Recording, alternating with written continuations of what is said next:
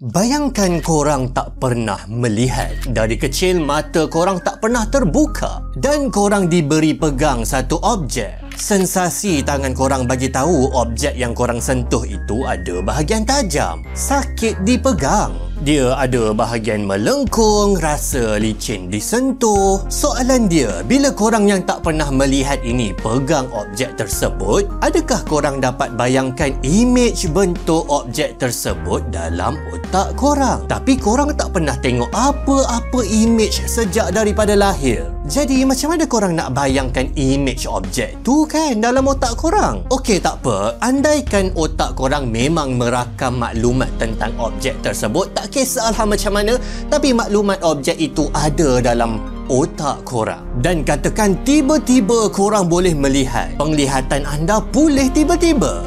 Soalan sekarang, boleh tak anda cam bahawa objek di depan mata anda yang anda boleh melihat setelah anda tak pernah melihat adalah objek yang sama dengan objek yang anda pegang sebentar tadi?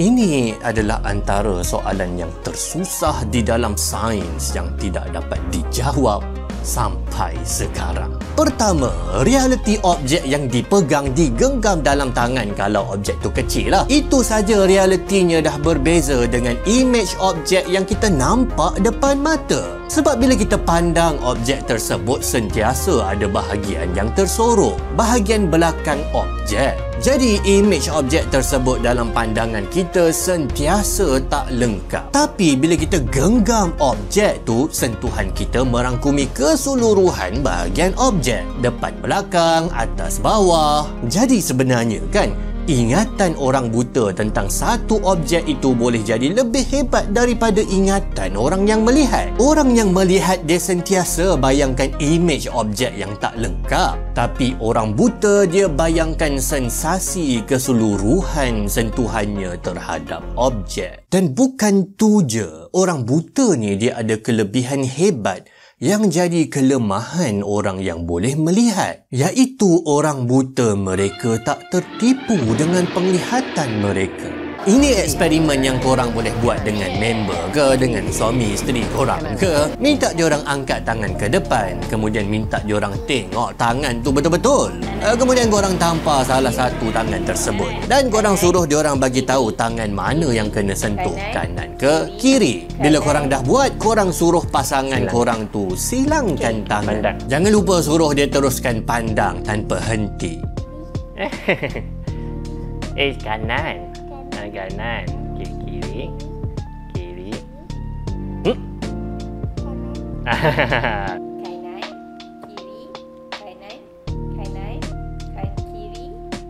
kanan. Salah.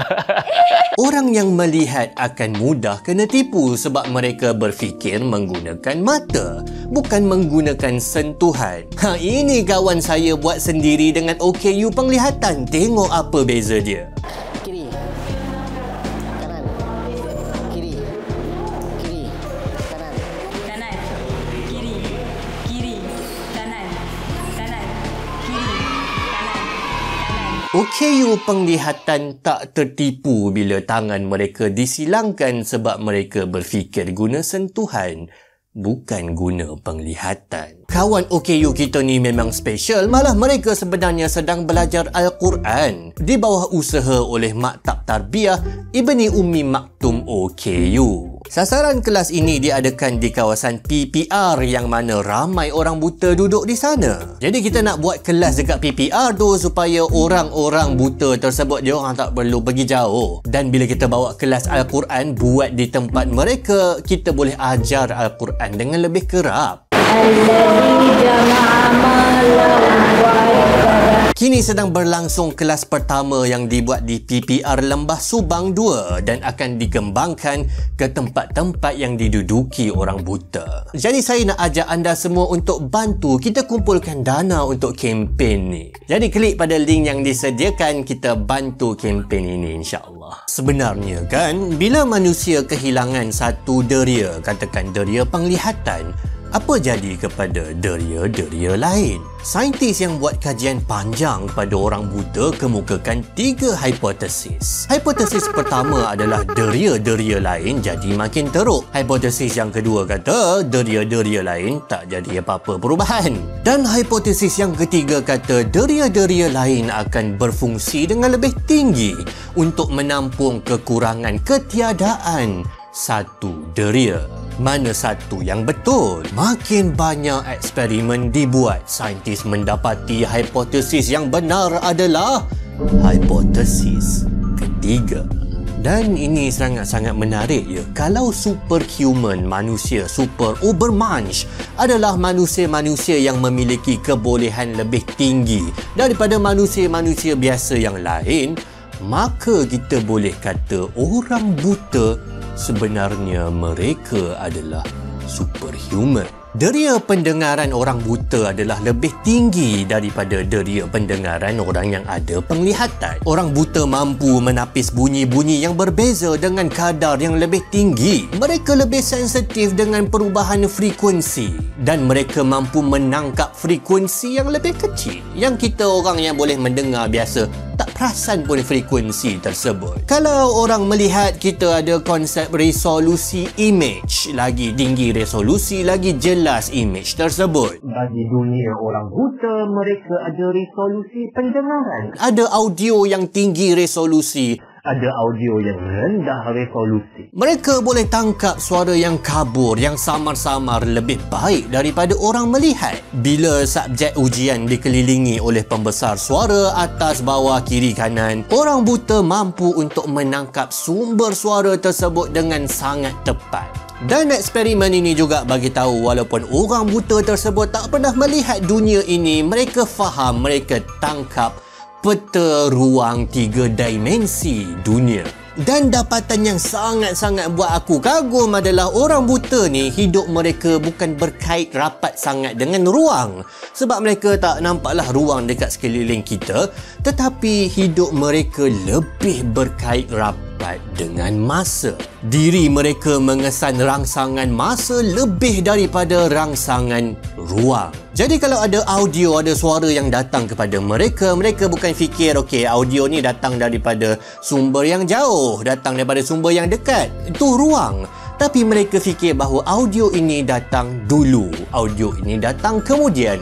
Mereka kaitkan dengan masa. Satu lagi deria orang buta yang meningkat fungsi mereka dengan lebih tinggi adalah deria sentuhan. Orang buta boleh kesan perubahan tekstur permukaan yang lebih kecil daripada orang biasa. Dan kemampuan sentuhan mereka adalah 23 tahun lebih muda daripada orang yang ada penglihatan. Itu baru betul rasa muda ya dah. Okey, dan ini sangat-sangat mind blowing. Soalan yang kita semua tertanya daripada dulu, macam mana orang buta mimpi? Dalam mimpi kita biasa mimpi visual. Kita mimpi orang kerja kita mimpi duduk dalam dewan periksa SPM. Tolonglah berhenti mimpi pasal SPM. Aku dah tinggal berapa belas tahun dah kot. Tapi orang yang lahir buta, apa yang mereka nampak dalam mimpi? Macam mana mereka nak nampak? Mereka tak pernah tengok apa-apa image kan? Jawapannya ya, orang buta memang tak nampak apa-apa dalam mimpi. Tapi dalam mimpi mereka,